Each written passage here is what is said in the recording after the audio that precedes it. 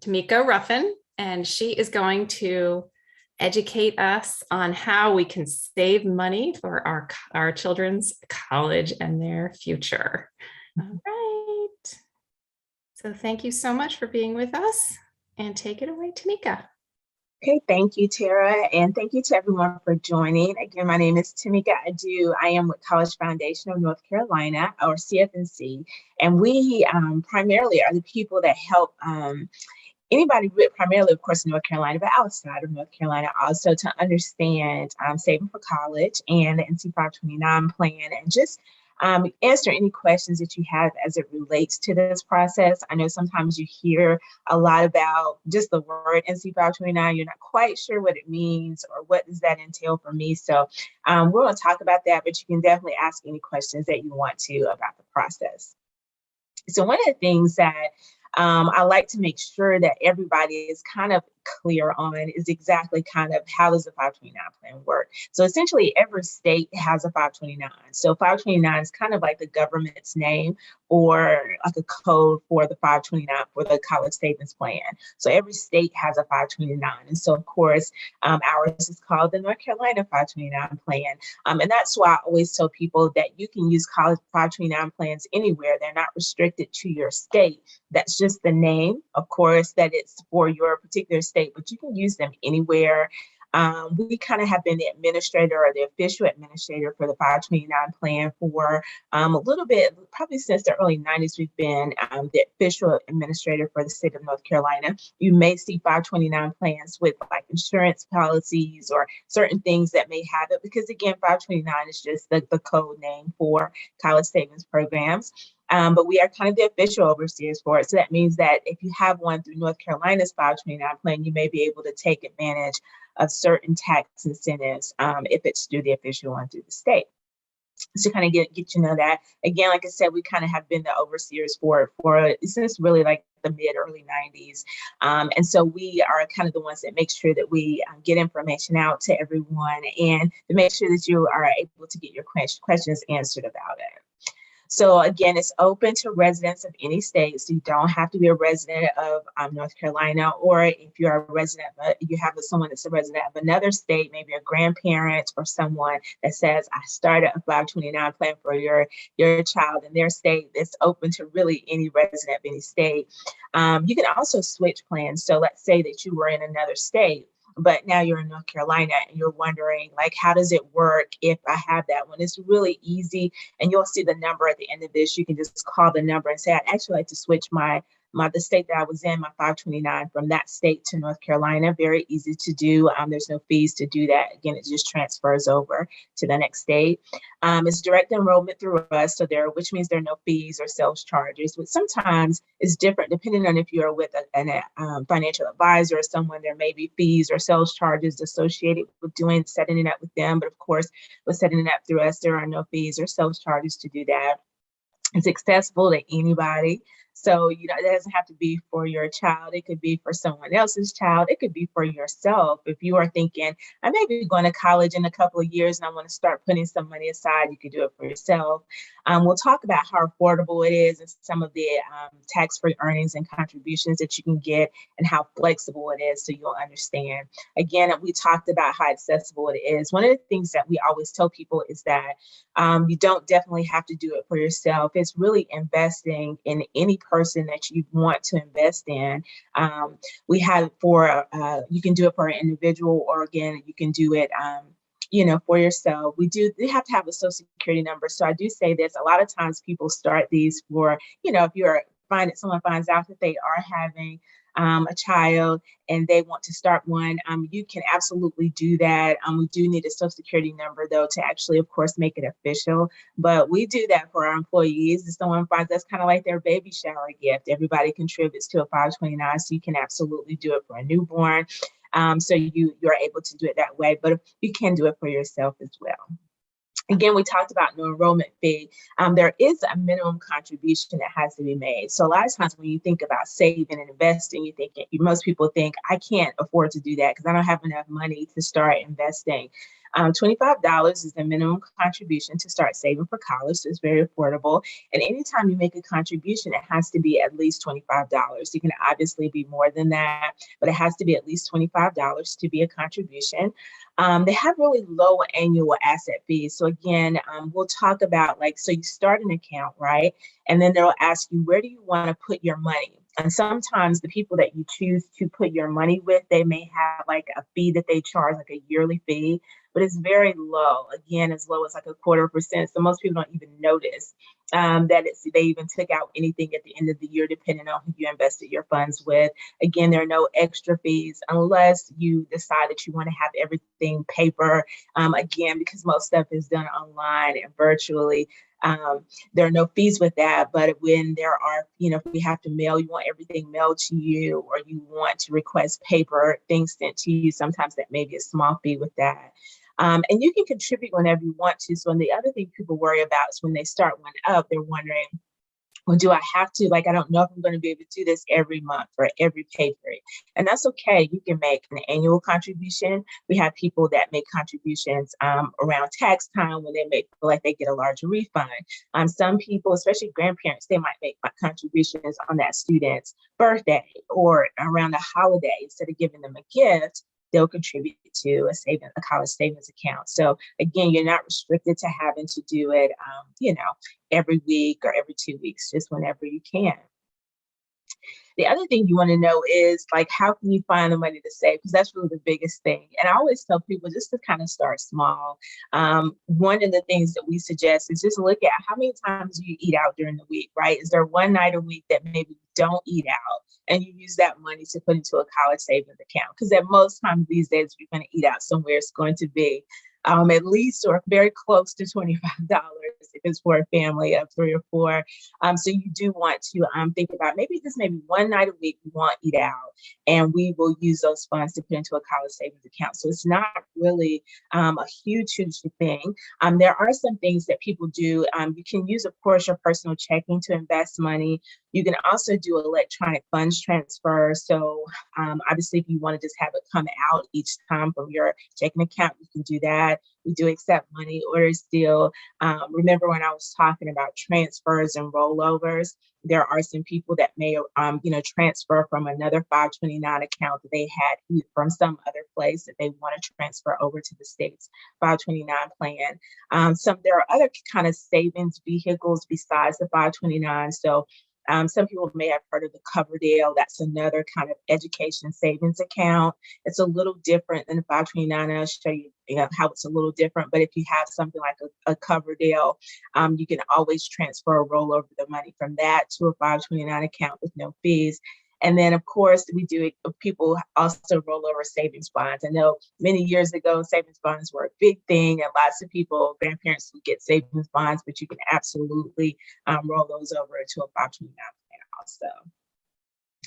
And when we're talking about how often you can have it, a set time to have it come from your account. So if you decided that you wanted to do one, you could have it automatically coming from your account. If you wanted to do it on a certain date or a certain time during the month, you can do that. We have lots of employers who are a member of our database. So that means that you can actually have payroll deductions. So depending on who you work with, when you go online to set up a 529 account, there's a drop-down box that you can see all the different employers in North Carolina and even some in South Carolina that you could choose to set up a 529 account with. So if you see your employer there, you could choose them, and then you could do payroll deduction. If you don't see your employer there, it's really easy. We have people sometimes that will just contact their HR and say, we would actually is it possible for us to have the 529 plan as an employee benefit? There's no fees for them. It's really easy. We just kind of contact them and say, we'll set up an account. And that's really all that there is to it. So it's no major work on an employer's time to be able to set it up. But that way you can have it come out of your check each time. You don't even think about it. So you can either do payroll deduction, or if you don't have that as an option or want to do that as an option, again, you can have it coming directly from your account. We were talking about this other ways to save, again, using part of, sometimes people may get a bonus or tax refunds, you can do that. Even with kids' part-time jobs, we have a lot of people who have 529 accounts who have their kids kind of help contribute. So like if their kids have a part-time job, maybe 10% or 20% of their paycheck goes into putting that money into a 529 account. Most of the time, parents usually kind of start savings account for students. And so some parents are like, we're going to, instead of putting it into a regular checking or savings account, we're going to put that money into a college savings account. Absolutely, you can do that.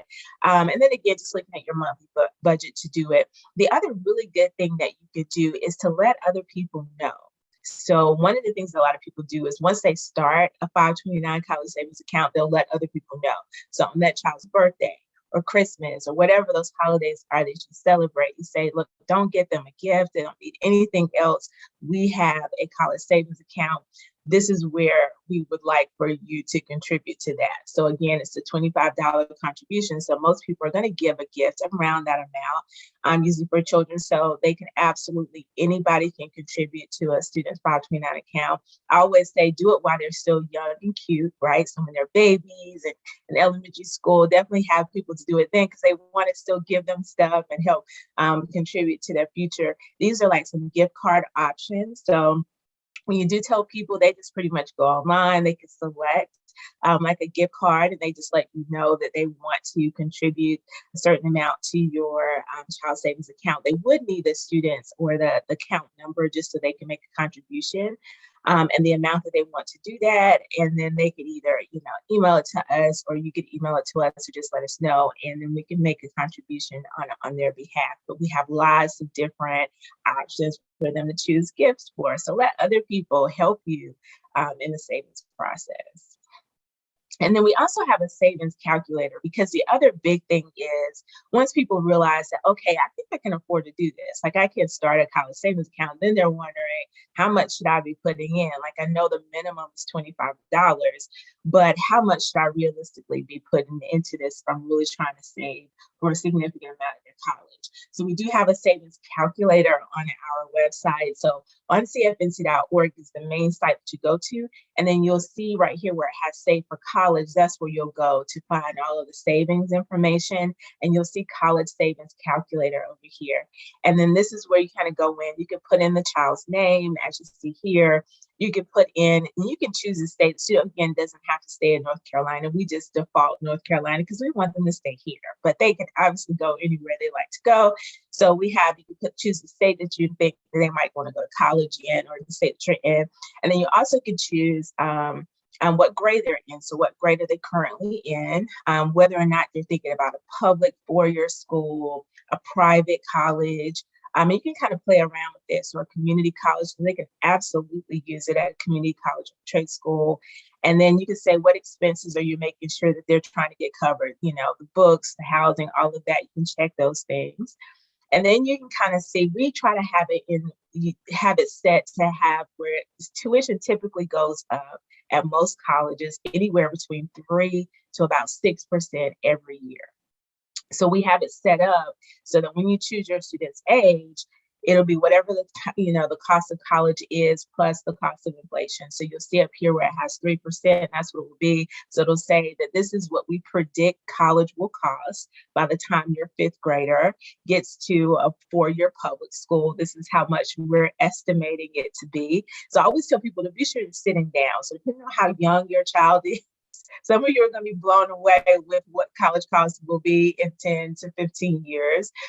So you'll kind of get an idea of that. And then you can choose your savings goal. So if you're thinking like, I may just want to save just maybe a quarter of what they need, realistically, most families are not saving 100%. We have a very small percentage of people that have saved 100%. On average, most people are trying to save at least a quarter or 0.5% maybe of what student will need for college. So you can choose and kind of play around with this too, as far as like whether or not you want it to be as far as 100% or not.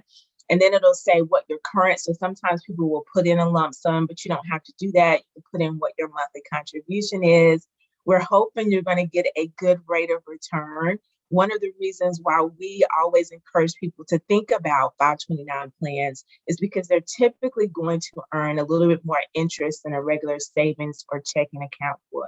So we usually have the rate of return to be, just kind of estimating like maybe 6%, which is great, which would be great these days. And I don't know if that's always what it will be, but we have it 6%, 6%. And then we'll say, this is what we predict that you should be putting in every month if your goal is to save 0.25% of what it will cost for your student to go to a four-year college, a public four-year college in state.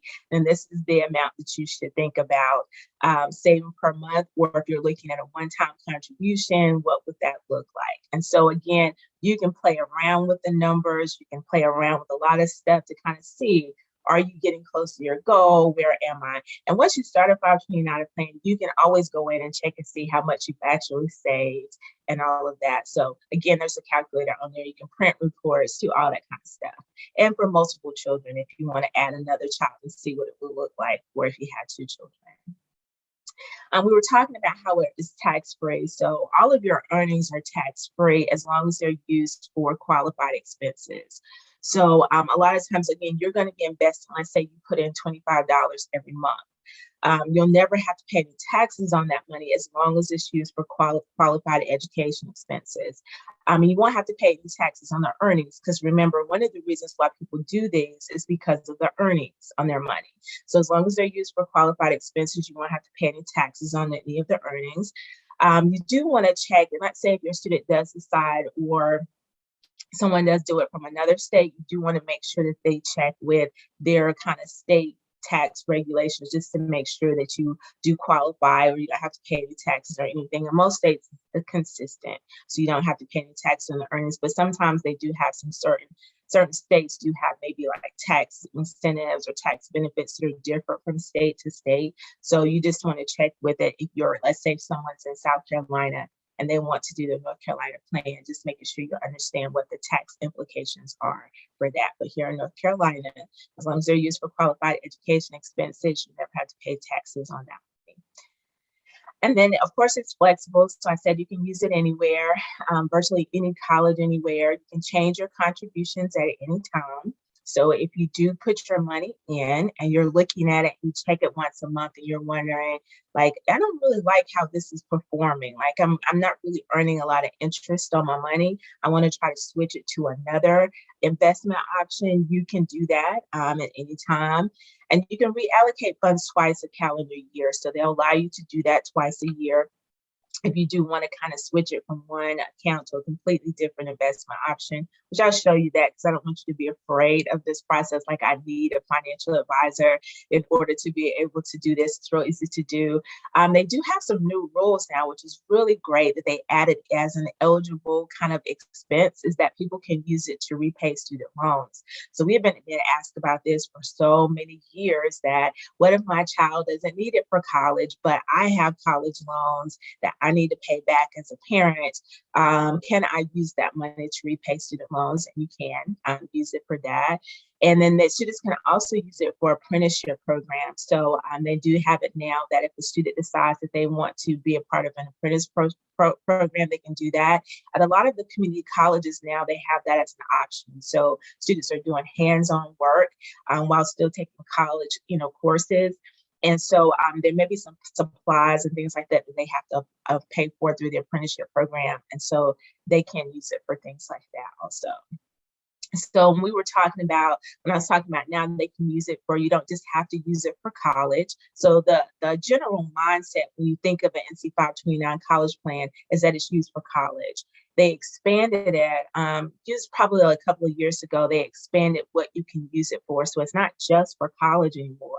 Now you can also use it for K through 12. So if you're a student who you want your student to attend a private K through 12 high school or middle school or elementary school, you can use it up to there's $10,000 that you can withdraw per calendar year for a private K through 12 education. But that's pretty cool that you can also use it for K through 12 tuition. So if you feel like we'd rather invest this into their K through 12 education instead of just using it for college, you can absolutely do that now. That's an option. It's for tuition expenses only. So if they are attending a K through 12 private school, they can't use it for other expenses. It's just for the tuition at a K through 12 school. And then again, another expansion of that was to allow people to repay student loans. They will allow someone to pay up to $10,000 towards a student loan payment. So it could be for the student that you're saving for, they can use it. And again, you can switch who you have as the beneficiary.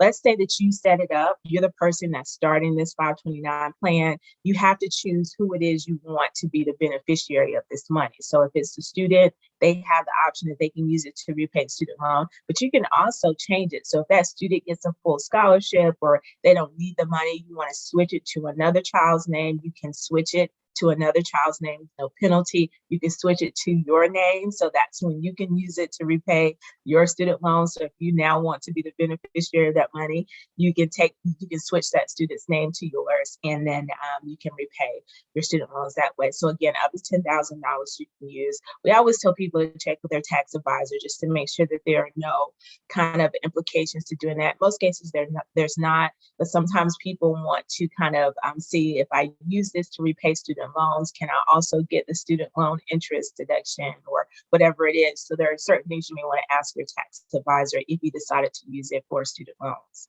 And then remember, I talked about apprenticeship programs. That's kind of a thing that's coming back. And so a lot of students now that are going to two-year schools are doing apprenticeship programs.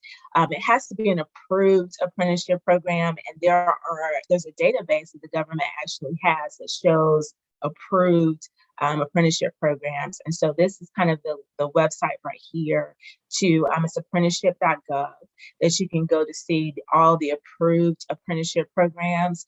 And if the student has, let's say they're at a certain community college and maybe it's a new program, you can actually go in and see whether or not it can be added to that database. So the list is not, the end of it all. If a student has a program that's not on the list, they can request to have that apprenticeship program added to the list, and they'll just check some things on it to see if it can be added to the list. But again, it can be used for apprenticeship programs too. And then, so the other big part of it is you decide that, okay, yes, we want to try to do this. We want to try to save for college. We want to try to save either for K through 12 or, whatever it is you want to do. Where do we put the money? So if you've ever had a retirement account, you know that they'll say, how do you want to invest your money? Do you feel like you are an aggressive saver? Do you feel like you're a moderate saver? Do you feel like you're a conservative saver? There are different options to put it. Obviously, here in North Carolina, we have partnered with the State Employees Credit Union. So that's a more conservative option. So when you set it up, this will be an option. Would you like to put it in the investment option for the State Employees Credit Union? You don't have to be a member of the State Employees Credit Union, but it's an option to anyone who is a resident of North Carolina. So you don't have to necessarily be a member, but you can choose that as an option. Typically, with their investment options, you're going to earn whatever their, let's say, money market accounts earn. So their interest is very conservative, not a whole lot that you would risk in losing any type of money. That's kind of the conservative option, one of the conservative options that we give. And then let's say a lot of people say, I just want to put it in and I'm just going to leave it. And so we have these age-based investment options. So the credit union's an option, you can put the money, and then we have these Vanguard age-based options. And basically what these do is they just migrate based off of the student's age. So as the student is younger, they're a little bit more aggressive. So some of your money is actually, of course, in the stock option. And then as they get a little bit closer to high school, it becomes a little bit more conservative. So there's kind of like a hands-off approach to investing. You don't have to really do anything to it. You just put the money in and it migrates based off of the student's age. There are kind of options whether or not you want to be an aggressive track, a moderate track, or a conservative track. And I'll show you here, I'm not going through all of these, just want to show you that when you decide that, yes, I want to do this age-based option, what does that look like? It shows you the aggressive track, the moderate track, and the conservative track. And you'll see that there's an option. They put it in from newborn to 4. If it's aggressive, then it's all stock. And just to know with something like being all stock, even if you don't know anything about investing, there is a potential that you could lose a little bit, but there's also a potential that you can gain a lot. So that they have an option, and you see it migrates from 5 to 6 years old, 7 to 8. So this is an example to show you, and you'll see that as they get closer to college age, that there's more of it that's more bonds. So it's a little bit safer, a lot safer, and you're not having the risk of losing any money. So you'll see that as an option. We can't, when you call the number, if you wanted to talk to someone on the phone, we can't tell you, we're not financial advisors, so we're not going to be able to say you should choose this option, but we can explain them to you in a way if you have more questions about which one is best. But I promise they're not very difficult. If you have a financial advisor, absolutely consult with them, but you don't need one to start with them. You can ask whatever questions you want to, and then you can choose which one you like. And these are just showing you as they get older. One of the things the reason why I'm showing you this one, because you'll see 13 to 14 and then 19 or older.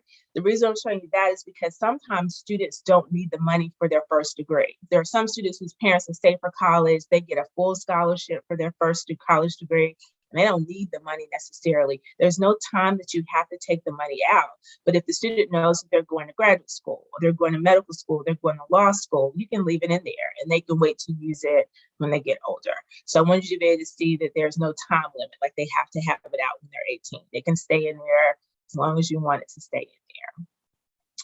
And then just to kind of let you know, you can also choose individual options. So this is more so for people who do have a financial advisor and you want to create your own sort of investment option. If you want to create your own aggressive portfolio, again, these are people that do probably have financial advisors and want to set this up.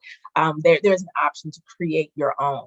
But the age-based options and the conservative options with the credit union, they are just as great. But again, this is for people that just want to, play around with it and create their own portfolio option. This is just showing you that. So they'll have you say this is where you want to put money. Once you decide that where you want to place your money, then you're done. We always just like to tell people too that, again, most people ask us like, what's the maximum amount that we could put in, per year, and you kind of see what it is. Here, most people, we get very rarely do get people to reach that, but just, this is what it is. The owner of it is whoever starts the account again. So when it comes to going to college, the person who's the beneficiary, the student, they can never call us and say they want to get the money. We always have to go through the owner of the account. As an owner, you do have to choose someone. If something was to happen to you as the owner, who would you like to be the owner of the account? We do ask you that, so you do get to choose someone who would be in charge of the account if something was to happen to you.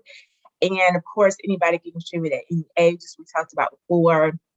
There's no federal or North Carolina income taxes as long as it's used for qualified educational expenses. Whenever the beneficiary goes to college, whenever they go to K12 is when you can use the money. And there are no income restrictions, so anybody can start one regardless of whatever your income is. There is an alternative option to the 529 plan. This is for students. If you have a student who does have a disability, there is an NC ABLE 529 account.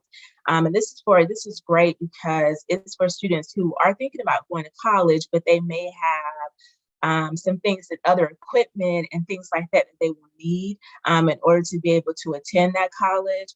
And so this would be a great account. So there's the 529 and then there's the 529 ABLE account. And that is for students who do have disabilities and they want to be able to withdraw money from that without it affecting Medicaid or any other types of kind of financial things that they may be receiving, because that will be the difference here. If you are interested, want to learn more about that, you go to the account is nc.savewithable.com. This is where you can go if you have a student who does have disabilities and you may need some extra equipment and you don't want it to affect any of the other additional things and benefits that you may receive. And we talked about this. It's the same as a 529. So again, you just kind of have to just designate who it is. You can always roll over a 529 to enable. So if a student unfortunately does become disabled later on in life and you need to switch it over to an NC able, you're absolutely able to do that as well. And one of the things that we encourage everybody to do is definitely you can sign up for our newsletter. We do have a newsletter. This is kind of like the bit.ly link to be able to sign up for our newsletter. So if you want to continue to get information about like what's going on with 529 plans, it's constantly changing, I feel like, as far as people giving advice and information about it. A lot of times we get a lot of students now that people are starting to travel a little bit more. Some students do want to study abroad. So people have questions about, if I save for college, can I use it at a college in another country? And there are some different you can use it there as long as that college participates in some type of financial aid program, you can. So some of those are the type of topics that we try to address in some of our newsletters is for people who are thinking about going to college in other countries and topics like that. This month is one of our college savings months. So if you haven't ever started a 529 plan, you're thinking about doing it, this will be a good month to do it because you can enter in to win 1,529s into your college savings account. So we do this really a couple of times throughout the year. We have these contests. So the only way to enter is just to make a contribution. So if you already have one, if you make a contribution this month, you have entered into the contest to receive 1,529 into your account. If you're just starting one, then that will be your entry into this. Every time you make a contribution is also an entry. So if you wanted to make 2 contributions this month, that would be 2 entries into this contest. But you have until May 31st is when will be the ending of, I think it's the last day of it. And you can enter on the cfnc.org Save for College section. Again, I'll have a link in just a second, but this will be a good month to start if you haven't. This will be a good time to start.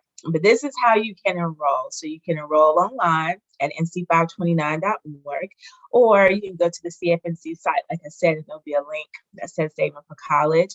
But if you'd rather talk to someone, we do have a call center, and this is the number that you can call. It goes to our call center in Raleigh. And these are the hours for our call center right now. It's 8 to 8 p.m. and 8 to 5 on Friday.